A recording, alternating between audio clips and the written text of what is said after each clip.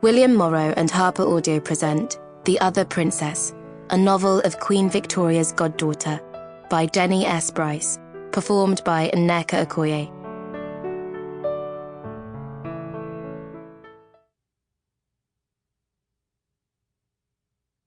Faria Elizabeth Stavell. My mother's kiss, my mother's kiss. I feel its impress now, as in the bright and happy days she pressed it on my brow. You say it is a fancied thing, within my memory fraught. To me, it has a sacred place, the treasure house of thought. Francis E. W. Harper. Excerpt from My Mother's Kiss, 1854. Prologue. West Africa, 1843. The mother dipped a clay urn into the river's cool water and filled it to the rim. In her other hand, with strong fingers and a calloused palm, she balanced her newborn in the crook of her arm. Then, lovingly, she poured the liquid over the child's body, rinsing away the blood, the birth, and the stench of new life. An odour that oddly smelled almost sweet in its foulness. No other thoughts interfered with these early moments. There was only the cherished affinity between mother and child. The mother's name was Cayenne, which meant long-awaited one. Her child's large black eyes, having adjusted to the world's light, followed Cayenne's every movement until the infant's and mother's gazes interlocked, sewn together, with an unbreakable length of thread, never too far away, never too tightly bound. The delivery had been long and torturous. A cord wrapped around the baby's throat had almost killed them both. Once the child's cries echoed into the dawn, the fear inside the mother's womb eased, but didn't disappear.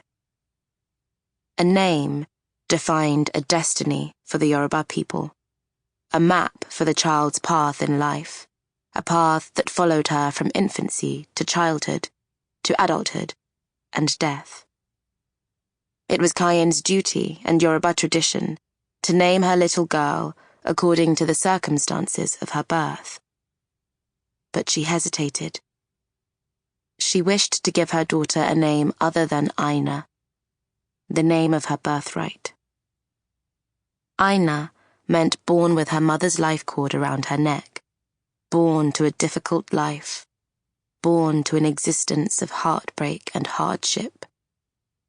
The idea of burdening her child with such a name sickened Cayenne. Sitting cross-legged on the riverbank, she held her child to her breast, her heart at once full of love and heavy with sorrow. What if she ignored tradition? Whom would it harm if she defied the gods and gave her daughter a chance at a joyful life? Her name could be Okoye, which meant my darling, and carried no curse. Cayenne could call her nothing, or everything, or why not.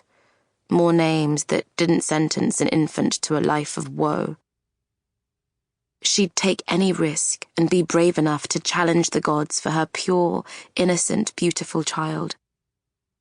But before facing the gods, she first had to convince her husband. Cayenne was a queen and wife to a king. She must seek his counsel before she dared defy the gods. Cayenne set out in search of him. Like the other men in their village, he was a warrior and stood guard over the town during the night and early morning. The slave traders attacked when they believed the people of her town were the most unprepared. But her husband wasn't a man of chance. He and his men positioned themselves in the forest, where the moonlight allowed them to see into the darkness and through the shadows.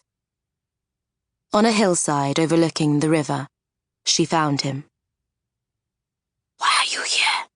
he whispered as she approached. "Does the child continue to do well?" His voice was husky with concern.